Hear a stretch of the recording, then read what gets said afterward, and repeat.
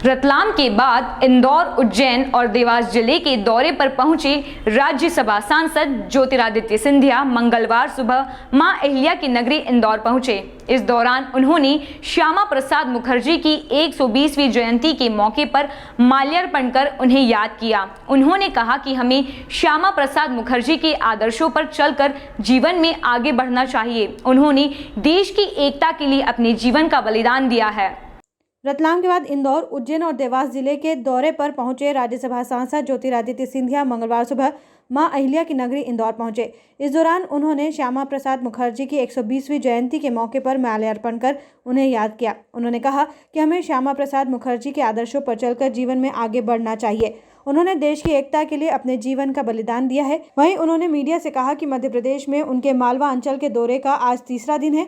उन्होंने कहा कि सुख के समय हम रहे या ना रहे, लेकिन दुख के समय लोगों के साथ रहना चाहिए। उन्होंने कहा कि कई जिलों में मेरा दौरा रहने वाला है। मैं घर घर जा रहा हूं, क्योंकि जो लोग हमसे बिछड़ गए, भगवान उन्हें स्थान दे।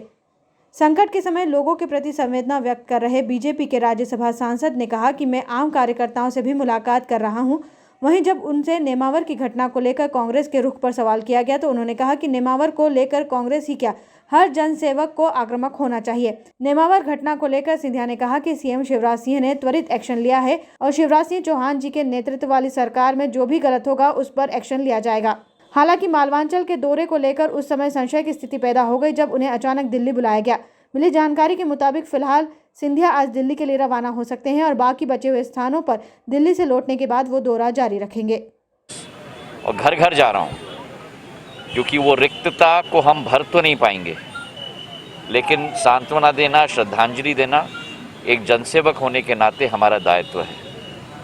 और जो लोग हमसे बिछड़ गए हैं, भगवान उनको अपने दरबार में एक स्थान दे पाए, उनकी आत्माओं को शांति मिले, यही हमारी प्रार्थना है। तो ये एक श्रद्धांजलि और सांत्वना का दौरा है और उसी सोच और विचारधारा के साथ आज का दौरा उज्जैन और देवास और इंदौर का है। इसी के साथ कार्यकर्ताओं के साथ भी मैं मिल रहा हूँ।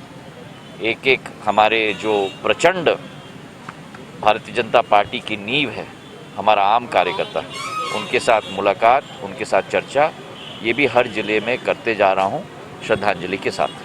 कांग्रेस क्यों आक्रामक है? मैं तो कहता हूँ कि हर जनसेवक आक्रामक है। जो निर्मम घटना हुई है और प्रदेश सरकार ने शिवराज सिंह जी के नेतृत्व में तुरंत एक्शन लिया है। जो आरोपी हैं उनको गिरफ्तार किया गया है और सख्त से सख्त एक्शन लिया जाएगा। इस सरकार में शिवराज सिंह जी के नेतृत्व में जो भी कोई गलत काम करे उनको बख्शा नहीं जाएगा।